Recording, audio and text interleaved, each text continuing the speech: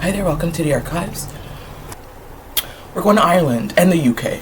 Today we're doing Brigid.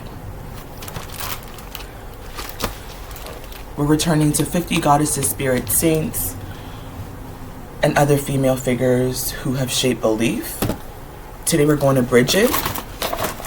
This is the image for Brigid. This is Brigid is a Celtic goddess of the elements, healing, and poetry. In the United Kingdom and Ireland, Brigid is said to be one of the most popular goddesses. Her tales have been told for thousands of years, right? Probably before Christianity. Is Brigid before Christianity or not? We'll find out. I don't know much about Brigid at all. It says her father was a mysterious god of magic and wisdom. Also, she comes from witches and, warlocks. Okay. So her father was a mysterious god of magic and wisdom. The Dagda, that's how you say it. And her mother was a poet who gave her the gift of weaving words. Oh, so that's where she gets the poetry from. Her mom is a poet and her dad is a witch. Interesting. So Brigid is a goddess of spring, dawn, medicine, poetry, and natural elements such as earth, water, and fire is what it says here. She's known as the High One or the goddess of the well. So I guess she's a good person to turn to if you want good health. The goddess of the well.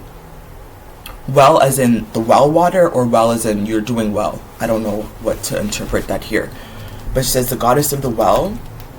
She's connected with hills, mountains, rivers, and waterways. Okay. It says, but as a flame-haired wearing a cloak of bright sunbeams. So I'm assuming she has red hair or orange hair. How do the Irish consider, what do the Irish call it? It says flame-haired. And she's wearing a cloak with bright sunbeams. Brigid is best known for being worshipped with fire. Okay. Which springtime would make sense because spring this is Aries season, which is the first zodiac, I believe. And so that would also make sense where she's associated with fire. And also the ram is here too. But so is our other creatures. Is that a bull? Is that a pig? So then we're paying attention to some of the animals that are coming up. I think it's an ox. So in some legends, Brigid was married to the High King Bres or Bres? Is that how you, what's his name? Bres? Together, they had a son named Ruadan? Is that how you say it? Shortly after arriving in Ireland, the gods began to battle with a tribe of fearsome, hideous monsters, and Brigid's son was killed. Oh no. Remember the Celtics? We learned about the other... Who was the other Celtic god we learned about, where we learned some of this history? Babcada. Remember in Babcada's story? The battle crow, the Irish battle crow. What were the Tuatha De Canaan? Remember the Tuatha De Canaans? And what was the other group called? Formornians. I think they were the enemies. So I'm wondering, when it says that shortly after arriving in Ireland, the gods began to battle with a hideous tribe, was a hideous tribe the Formornians that they're talking about? Remember we learned about this earlier in this book with Babcada? Okay, well, interesting. And so her son is killed in battle, okay?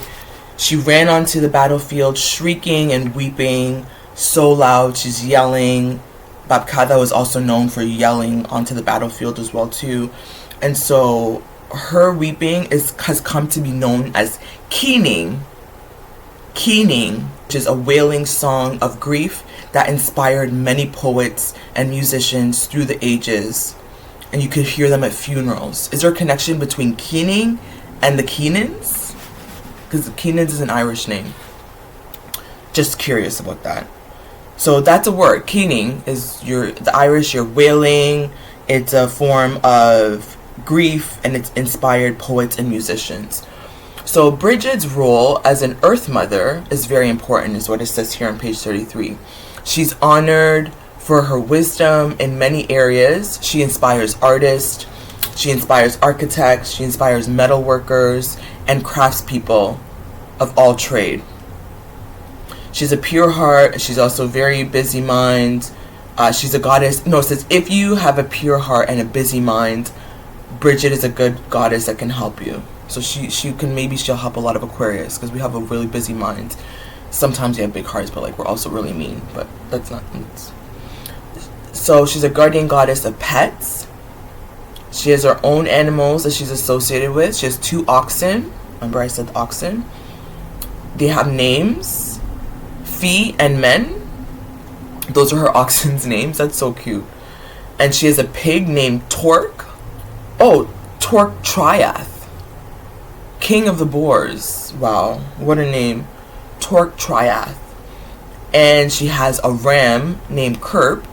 These are such cute names. Which is ruler of all sheep.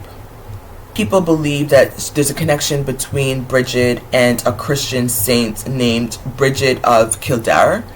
And she's said to have had miraculous power. So she sounds like she was also a healer too. She would hang a cloak on her sunbeam, and the nuns at her abbey kept an eternal flame burning for her. And would guide it by day and night. So her sanctuary was winged with a circle of bushes. No man was allowed inside, or they would burst into flames. Wow. Saint Brigid did not center men, and actually no boys were allowed. And it said that she hung up a cloak, and if a man walked through, apparently he burnt into flames. Wow. Did Megan know that? What does Megan have to say about that? Is that a feminist? Since Megan blames feminists, who's to blame here? Megan? Who's to blame for these nuns forbidding men to step into their abbey? Oh, and the men set on fire. Ooh, isn't that reverse racism, Megan? Reverse what? The matriarchy is now violent. The most unusual part about her, Saint Brigid, is that she had similar powers to a bishop. So if you're Catholic, you know that bishops are usually only men. Women cannot be bishop. But Saint Brigid was a very important part of her church, and it's very rare for women at that time to be bishops. So she held a really high position within the church, Saint Brigid, and also like the goddess Brigid, they're both symbols of female power.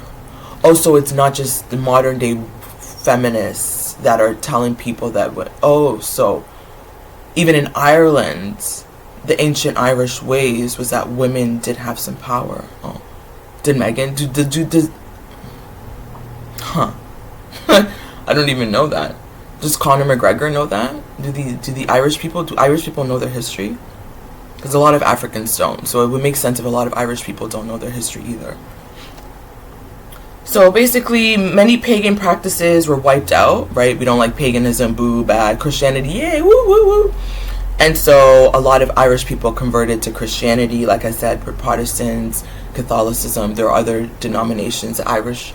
But there's a huge Catholic Irish population. Isn't Joe Biden an Irish Catholic? I don't know, I think so. So even though they converted to Christianity, Brigid and Saint Brigid both really live on. Apparently they're really important figures in Ireland. And so each year on the 1st of February, it's my mom's birthday, February 1st, there's a special feast day for Brigid, and it's known as Imbolc. Is that how you say it? Imbolc. It marks the beginning of spring. And it says that candles and fires are lit to represent the sun getting hotter, and people visit sacred wells and they leave gifts and blessings. They ask for blessings, or they bless themselves with holy water. So it says nowadays, to honor the saint, people weave crosses out of grass. And they buy dolls stuffed with hay, and then they carry it from house to house to ward off evil. Oh. So Brigid is much loved goddess, and she gave her name, who gave her name to a saint because it was so important for her to not be forgotten. The Irish had witches. The Irish were pagans before Christianity came and converted them. Did you know that? I didn't know. I didn't know that. The Celtics. So I'm going to end it here. Until next time, see you in solidarity.